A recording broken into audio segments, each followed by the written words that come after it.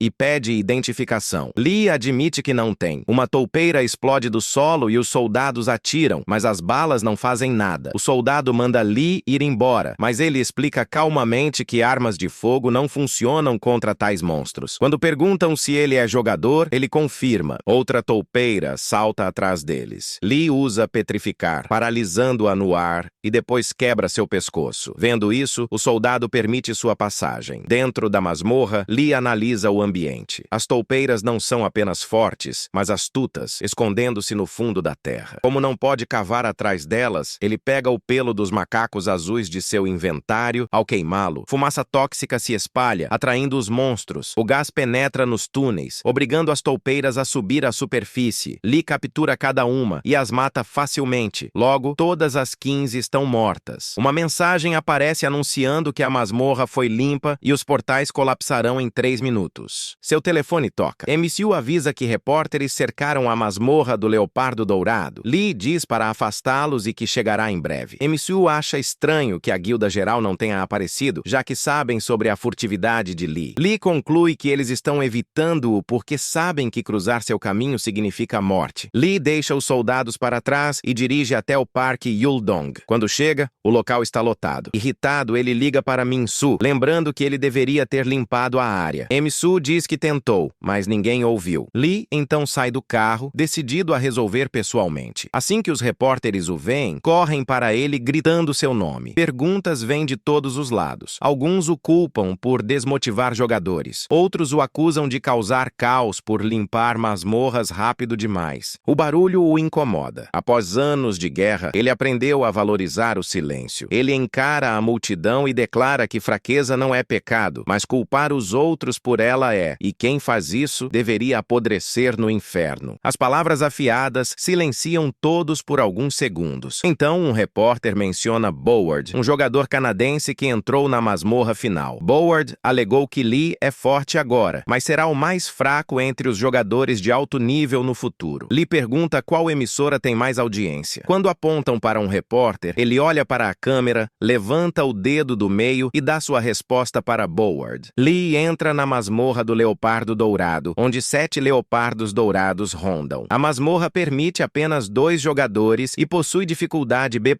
famosa por conceder itens raros. Ele lembra que caçar esses monstros normalmente exige 2 jogadores experientes e que masmorras B+ nunca são fáceis. Um dos leopardos ruge, atordoando-o. Ele esperava isso. O rugido impede que ele use habilidades por um tempo. Sem suas skills, ele precisa lutar de outro jeito. Quando outro leopardo avança, ele desvia de suas garras, sabendo que até um arranhão pode ser fatal. Ele usa furtividade, movendo-se invisível pelo campo. Das sombras, ataca com velocidade e precisão, confiando em sua agilidade em vez de defesa. Percebendo que agarrar é sua única opção, ele agarra um leopardo e o esmaga contra o chão. A luta se arrasta, mas ele resiste. Por fim, todos os 7 caem. Com o portão limpo, ele confere seu inventário. Dentro está uma adaga, chamada Adaga da Destruição. A descrição diz que ela canaliza a energia das habilidades do portador. Lee a equipa, percebendo que, apesar de não possuir status fixos, ela irradia um poder imenso. Ao ativar a armadura, a adaga ganha a mesma habilidade. Quando ele fica invisível, a lâmina desaparece junto com ele. Sua força cresce junto da dele, exatamente como em sua vida passada. Satisfeito, ele se prepara para sair quando o portão começa a desabar. Do lado de fora, um mar de repórteres o cerca novamente. Eles gritam seu nome e o bombardeiam com perguntas sobre a Fearless, o portão e sua arma. O barulho o irrita. Ele vê Min-Su ali perto, pedindo desculpas por não ter conseguido dispersar os jornalistas. Lee entende. Seu amigo não tem influência suficiente para pará-los. Mas algo chama sua atenção. Nenhum jogador apareceu. Normalmente, muitos viriam tentar roubar seus itens ou habilidades, mas ninguém veio. Isso o deixa inquieto. Então, um repórter grita perguntando quando ele conseguirá a habilidade única Olho de Deus. Lee congela, confuso, já que nunca ouviu falar nisso. Min-Su faz um gesto, lembrando-o que aquela habilidade já foi dele na vida anterior. A multidão se aproxima, exigindo saber seus status e nível. Lee responde calmamente. Nível 24, força 1.033. O silêncio é imediato. Ele então declara que não está sujeito à lei e avisa que, se alguém voltar a incomodá-lo, ele matará a pessoa. No dia seguinte, o caos domina domina o mundo. Manchetes o chamam de o nascimento de um deus e zombam das provocações de Boward. Outras notícias relatam que o portão do Leopardo Dourado foi limpo em menos de 40 minutos. Governos expressam preocupação. A Coreia do Norte o classifica como ameaça global. Todos comentam sobre ele ter recusado entrevistas e ameaçado a imprensa. Mais tarde, Lee e Min-soo estão na sala de estar. Lee pergunta sobre o olho de Deus. Min-soo confirma sua existência, dizendo que Lee o possuía na vida passada. A habilidade permitia ver os status e inventário dos oponentes, única e incomparável. Ao subir de nível, ela evoluía através do processo chamado Segundo Despertar, mudando não só em poder, mas em forma. Min-soo especula que, nos níveis avançados, poderia detectar até movimentos ínfimos na pupila ou batimentos cardíacos, dando a Lee precisão absoluta no combate. Lee pergunta onde encontrá-la e Min-soo sugere verificar o site oficial dos jogadores, que monitora registros de portões. Não é perfeito, mas pode ajudar a reduzir a busca. Lee sabe que o tempo é curto. Muitos jogadores regressaram e correrão atrás da habilidade única. Grandes guildas e jogadores fracos. Todos vão procurar. Min-soo comenta que Lee foi um dos mais fortes do mundo na vida passada, e por isso todos falam sobre ele agora. Rumores sobre o projeto Lee Hwa-yun se espalham rapidamente, e as grandes guildas estão estudando dados de todos os que entraram no portão final. Lee pensa se esses registros existem porque preveram a regressão. Min-soo nega. Foram feitos para assassinato. As guildas documentaram cada jogador forte, onde conseguiram itens, habilidades, tudo. Com isso, planejavam furtos e execuções. A guilda geral tentou roubar a furtividade de Lee, usando chicotes e redes, depois de descobrirem que ele tinha a armadura. Mesmo falhando, continuaram a persegui-lo por anos, esperando outra chance. Lee percebe que esses registros são mapas do tesouro, apontando diretamente para seus antigos poderes. Min-soo admite que sua própria guilda coletava tais informações. Habilidades e itens eram tudo naquele mundo. Matar era natural para sobreviver. Acompanhando os portões, guildas podiam deduzir exatamente quando alguém ganhava uma nova habilidade. Lee lembra que a guilda geral, liderada pelo rei do veneno, Choi Chol-sung, é a mais poderosa da Coreia e um de seus maiores rivais. Eles já conhecem suas habilidades antigas e agora provavelmente estão perseguindo algo ainda maior, o olho de Deus. Min-soo suspeita que eles estão usando memórias da vida passada para forjar armas poderosas desde cedo. Lee concorda, mas aponta que eles evitaram o portão do Leopardo Dourado por dois motivos. Primeiro, deixar Lee recuperar todos os seus itens e habilidades. Segundo, depois matá-lo e tomar tudo de uma vez. Terceiro, e por medo, sua força já os apavorou a ponto de nenhum ousar cruzar seu caminho. Lee acessa o site do jogo e vê que o portão de nível 21 dos Orcs Negros foi limpo pelo jogador Poison Choi. Ele comenta que Chol-sung está se esforçando. Antes, jogadores do Zitese Uniwa e da China apareciam no topo, mas a partir do nível 20 só há dois nomes, o dele e o de Choi Chol-sung. Agora Lee está no nível 25 com 732 pontos bônus. Ele coloca tudo em concentração, elevando-a para 733. Ninguém pode se tornar imperador ainda. Esse título exige um atributo acima de 1000. Quando sua força ultrapassou esse limite, ele ganhou o título Rei da Força e desbloqueou Petrificar, habilidade antes usada pelo imperador Yong Se-yong. Como apenas um portão nível 21 foi limpo, ninguém pode atingir esse poder ainda. Min-soo concorda que a concentração é essencial. Lee explica que ela melhora percepção, esquiva e precisão, permitindo usar sua força ao máximo. Também ajuda quando habilidades não podem ser usadas. Quando perguntam sobre mana, ele diz que nunca fica sem, pois a controla com perfeição. Lee decide melhorar sua furtividade. Min-soo sugere força bruta, mas Lee explica que furtividade dá vantagem informacional, espionagem, infiltração, observação, incomparável. Ele quer subir para nível 2 antes de visitar a sede da guilda geral. Ao sair, Min-soo reclama das roupas simples de Lee e o obriga a vestir algo mais condizente com seu poder crescente. Relutante, Lee o acompanha até uma loja famosa entre jogadores. O dono o reconhece e oferece as roupas de graça. Lee aceita, troca de roupa e parte. Ele pergunta como melhorar furtividade. Min-soo explica que é preciso compreender a habilidade e repeti-la. Certas ações geram pontos de proficiência que acionam notificações do sistema. Lee deduz que jogadores jogadores regressos já sabem disso, então decide testar imediatamente. Eles entram em um portão de goblins e orcs. Goblins não oferecem desafio. Lee foca nos orcs. Ele ativa a furtividade enquanto um deles ruge. Testa combinações. Quando tenta usar armadura plus furtividade, falha. Ele desfaz, ataca o pescoço do orc e ganha proficiência. Funcionou. Ele continua caçando até a furtividade chegar ao nível 2. Agora, qualquer coisa tocando sua pele pode ficar transparente conforme sua mana. Satisfeito, Lee pergunta pela sede da guilda geral. Min-Su diz que fica em Cheongdam, Gangnam. Lee sorri. Lugar rico. Lee observa o prédio com furtividade ativa. 2 jogadores passam reclamando do problema que Lee Hyun causou. Um diz que só fingem ajudar enquanto coletam dinheiro. O outro o manda calar a boca. Enquanto eles passam o cartão, o segurança os cumprimenta e Lee entra atrás deles. Um dos jogadores sente algo estranho, mas ignora. Lee escuta o anúncio chamando os executivos para a reunião das 9h30. Ele os segue. Na sala de conferência, ele mantém a furtividade. Um homem inicia a reunião, marcando a data, 14 de janeiro. Um jogador, a rank, comenta que o mestre está ausente limpando um portão nível 23. Outro teme sua condição. Um jogador, B-rank, declara que o mestre logo conseguirá o olho de Deus. Lee memoriza cuidadosamente a frase. Eles discutem monitorar Lee Hu, reclamando que seu nome aparece em todas as reuniões e que não conseguem encontrá-lo. O vice-mestre Kro Han-sung comenta que, se não podem localizá-lo, capturá-lo é impossível. Lee sorri por dentro. Ele está bem ali. Hanung acrescenta que perder furtividade, a adaga e agora o olho de Deus arruinaria a guilda. O líder da reunião afirma que Lee certamente aparecerá pelo olho de Deus. Um executivo discorda, dizendo que o poder dele é absurdo. Ele mostra um jornal estampando a força 1.033, dizendo que é impossível. Hanung chama isso de blefe para criar medo e pede o plano. O homem apresenta documentos listando as ações de Lee na vida passada, incluindo que ele pegou o olho de Deus no portão nível 34 dos Ogros Negros, matando 4 membros da guilda. Ele pede que os mortos levantem a mão. Han Woo-ong, Lee, Eugene, Park Gwang-ho e Gozang Yoon. Eles confirmam. Lee os observa lembrando-se de suas mortes. Eug-jun explica que o portão sempre contém uma habilidade rara e que o mestre os enviou anos atrás. Eles subestimaram Lee e pagaram com a vida. O medo transparece na voz deles. Park admite que ainda treme ao lembrar. Eug-jun diz que a habilidade única, Olho de Deus, sempre aparece naquele portão e que agora, com a regressão, eles sabem ainda mais. Lee olha os documentos, observando a localização do portão e as fraquezas dos monstros. Han-sung pergunta o plano. Eug-jun diz que o mestre irá pessoalmente desta vez. Como só eles e Lee conhecem o portão, usarão isso para matá-lo e pegar o olho. Ele sugere usar SA2 nos Ogros Negros. Um jogador protesta. A droga é proibida. Eug-jun insiste que não há outra forma de derrotar Lee. Park apoia, dizendo que darão suporte ao mestre e voltarão com o olho. Ouvindo tudo, Lee se pergunta silenciosamente se eles estão prontos para morrer da mesma forma novamente. A imaginação humana não tem limites. Mesmo com monstros devastando o mundo, humanos estudam seus restos para criar ferramentas. Materiais de monstros são únicos, alguns mais duros que ferro, outros mais leves. Alguns queimam melhor que carvão, outros são moldados de forma complexa. Isso impulsiona a tecnologia, nem sempre para o bem. Uma dessas criações é a droga SA2. Lee manda mensagem a Min-Su perguntando sobre ela. Min-Su se desespera. A droga é proibida pela Associação Mundial dos Jogadores. Lee pergunta a finalidade. Min-Su explica que ela amplifica o poder de monstros. Um teste fez um Goblin ficar forte o bastante para derrotar um Leopardo Dourado nível 20. Foi criada como arma para soltar monstros em terras inimigas, mas gerou caos. Soldados e jogadores morrendo para criaturas fracas. Na sala, Lee Eugene explica que a SA2 dura 24 horas. Quando Lee aparecer no portão dos Ogros Negros, eles planejam injetar a droga, elevando o poder dos monstros para nível 100. Depois o matarão e tomarão seus itens e habilidades. Han-sung aprova, mas exige sigilo. Se as pessoas souberem, a guilda cai. Ele reforça que o olho de Deus vale tudo e ordena que todos se tornem mais fortes antes de enfrentar os ogros nível 33. De repente, Lee recebe um aviso. Sua furtividade vai acabar por falta de mana. Ele se arrepende de não ter investido mais pontos antes e imediatamente coloca todos os 243 pontos bônus em mana, elevando elevando-a para 341. Yeok-jun sente a mudança e pergunta quem usou uma habilidade agora. Gwang-woo ignora, mas Yeojin insiste que sentiu uma forte onda de mana. Antes que desconfiem mais, alguém entra anunciando a chegada do mestre da guilda. Choi Chol-sung entra e o clima muda. Lee sente o poder irradiando dele. Chol-sung diz que não há motivo para alarme. Hanung menciona a SA2, afirmando que é sua única chance. Chol-sung então ordena que todos avancem. Quando ele passa, Lee considera enfrentá-lo, mas decide focar nos arquivos. Ele segue um homem carregando documentos e entra pela porta no momento em que o homem faz a varredura ocular para acessar. Sua alta concentração mantém seus movimentos completamente silenciosos. Lá dentro, ele se revela. Amarra o homem com pele de macaco azul e pega os registros de sua vida passada. Ele examina os papéis sob a luz tremeluzente do isqueiro. Os registros são detalhados, descrevendo cada batalha e cada jogador que ele matou. Ler aquilo traz uma leve sensação de tristeza. Ele vira a página para a lista de itens e habilidades, cada uma ligada aos monstros de onde vieram, e percebe que a precisão é quase admirável. Os registros sobre Ha-yun revelam que, após limpar o calabouço de nível 245, seu corpo mudou completamente.